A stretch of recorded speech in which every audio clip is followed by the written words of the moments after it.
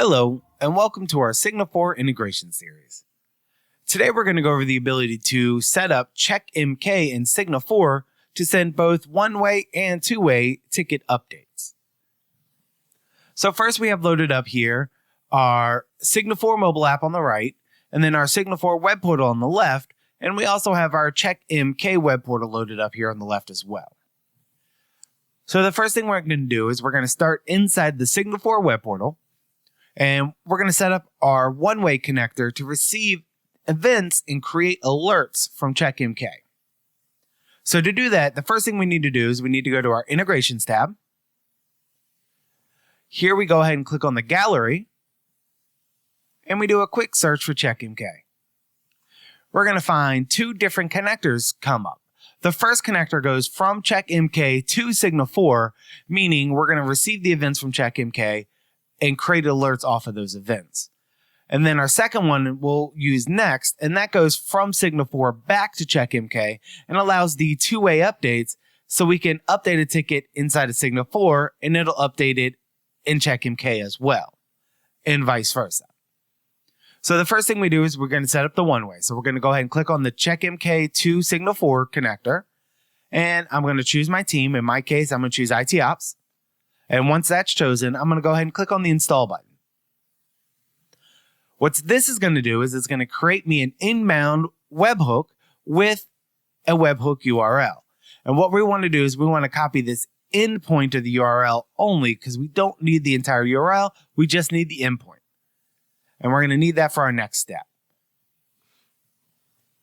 Now, once that's done, the next thing we want to do is we want to go over here and go to our Checkmk, and we have to set up Checkmk to be able to send these events to SIGNL4. And we do that by going under Setup and then Notifications, which is under the events, and you may have to expand it out if you don't see it by default. Now, once we get to the notification page, what we need to do is we need to go ahead and add a rule. And on this option, we can go ahead and give it a description that we want, anything you want to put in there, and you can even leave it default as you like.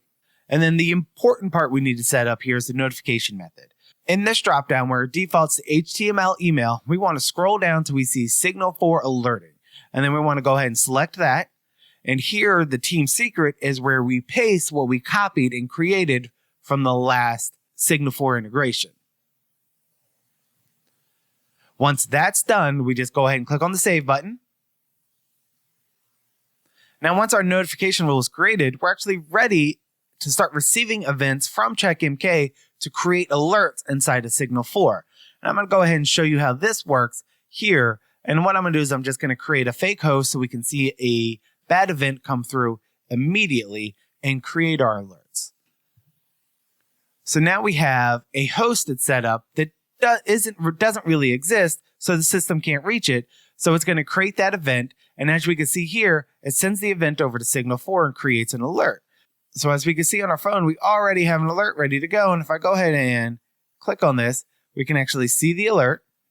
We see that the issue is that the host 3 is down, which host 3 is the host I just created and doesn't exist, so it can't find it, so it's automatically down. Now what we want to do is we want to go ahead and create the two-way connectivity so that when I acknowledge this alert inside of SIGNL4, it'll also acknowledge the event inside of Checkmk. So the first thing I want to do is we're going to need our URL to access our Checkmk system. And then in addition to that, we actually need an administrative user for SIGNL4 to be able to log in and reach the API endpoints. So to do that, we're going to go to Users, and you would create one here like we did with the Checkmk admin we have. So you'll just have to create one here and then set it up as an administrator so it has the rights to be able to add the information we need to. Once we have the user created, the next thing we do is we head back over to SIGNL4 and we go back into our integrations in the gallery, and we're going to search for Checkmk again. And we're going to find our second connector here, and this one specifically labeled as the back channel for two-way updates, and you see from the icons it's going from SIGNL4 to Checkmk. So this is the option we want to choose. The next thing we do is we can go ahead and name this as we see fit, and then we want to set up the configuration. So for the configuration, we have our Checkmk URL, And in this instance, we just enter the URL that connects to our Checkmk instance. And specifically, we want to make sure we're going to the API, and the API is now version 1. Once that's done, next thing we need to do is we need to enter in our username and password. And as I said, I created the Checkmk admin user, so I'm going to leave that there, and then I'm just going to input my password here. And then from there, we can go ahead and install it and be done. However, we also have a couple of options down here. And our first option is the annotations as an acknowledgement. And what this means is when you send a SIGNL4 acknowledgement back to Checkmk, it's going to create an annotation in the ticket stating that the ticket was acknowledged and by whom. So I'm going to go ahead and turn that on. The next one up is the support of comments. And this means inside of SIGNL4, we have the option to add chat/annotations or comments. And if this is enabled, any annotations added in SIGNL4 will also show inside of Checkmk. So I'm going to enable that as well.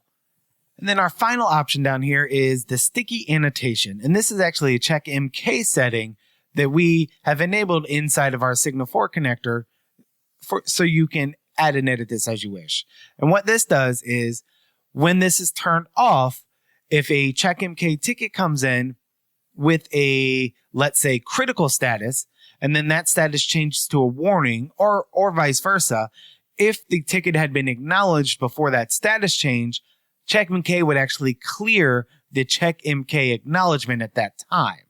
When this is enabled, the only time that acknowledgement would clear is if the status went to OK or up, meaning the entire server is reachable, it can now be accessed, everything's okay, and it's back to normal operations.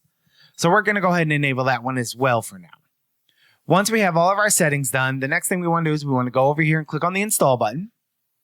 And once the installation is completed, it's actually going to bring us back over here to our installed tab of the integrations gallery. And we can actually see both the outbound and the inbound.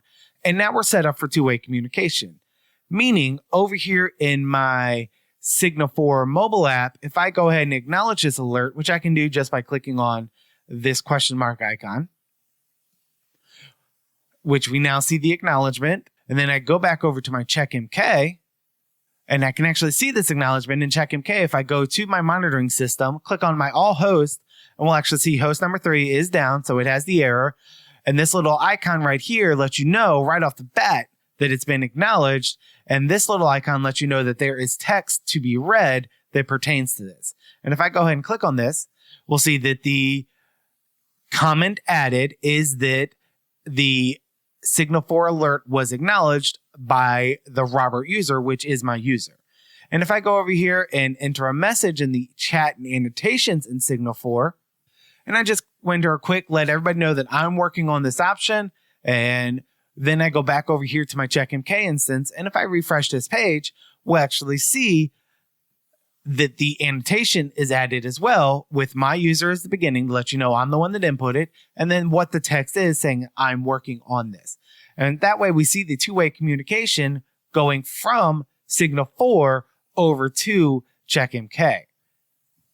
Now the next thing we want to do is we actually want to clear out the ticket, and we'll show this two-way connectivity. So what we're going to do is we're actually going to go back over here to our host. And what we want to do is we want to do a command, and I'm going to fake the check results to fake it being up and active again. And we'll actually see this is going to send a new event over to SIGNL4 saying that this server is now up so we can close the ticket. And we'll actually see the ticket get closed inside of SIGNL4 automatically without anybody else having to do anything. And we'll see that it's closed. And if I scroll down, we'll see it was closed by the system, which is what this new icon means. And we'll see in the timeline closed by the event source or API, letting you know that Checkmk's system is what closed this ticket for us. And this is how we can set up and use one-way and two-way connectivity with the Checkmk system inside of SIGNL4, enabling you to get the right information to the right users at the right time. Thank you and have a good day. Goodbye.